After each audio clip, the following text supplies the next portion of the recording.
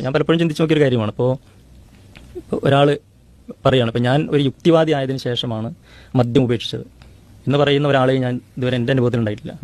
അതേസമയത്ത് ഇസ്ലാം സ്വീകരിച്ചതിന് ശേഷമാണ് ഞാൻ മദ്യം ഉപേക്ഷിച്ചത് എന്ന് പറഞ്ഞ ആയിരക്കണക്കിന് ആളുകളെ അങ്ങനെ ഉണ്ടല്ലോ. അതുപോലെ തന്നെ യുക്തിവാദി ആയതിനു ശേഷമാണ് ഞാൻ വ്യഭിചാരം നിർത്തിയത് എന്ന് പറയുന്ന ഒരാളെ കാണാൻ, അതേസമയത്ത് ഇസ്ലാം സ്വീകരിച്ചതിന് ശേഷമാണ് ഞാൻ ഇത് ലോകപ്രശസ്തർ വരെ ഉണ്ട് മാറിയെന്ന് പറയുന്നത്.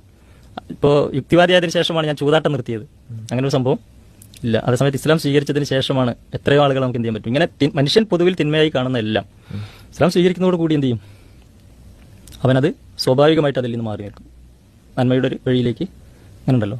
എന്നാൽ ഒരു യുക്തിവാദി ആയതിൻ്റെ പേരിൽ അങ്ങനെ നന്നാവുക എന്ന് പറയുന്ന അങ്ങനെ ഒരു സംഭവ യഥാർത്ഥത്തിൽ എന്തില്ല, അങ്ങനെയൊന്നുമില്ല. അങ്ങനെ ഒന്നുണ്ടെങ്കിൽ ഈ അർത്ഥത്തിൽ എല്ലാ തലങ്ങളിലും മനുഷ്യ ജീവിതത്തിൽ നന്മ തിന്മ ഇത് വളരെ കൃത്യമായി പറഞ്ഞു തരുന്നു.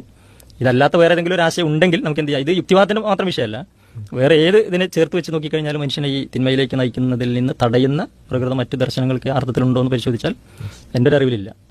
ഇത്ര കൃത്യമായിട്ട് എല്ലാ കാര്യത്തിലും. അപ്പോൾ അതുകൊണ്ട് തന്നെ ഇതിനതിൻ്റെ പ്രസക്തി ഉണ്ട്.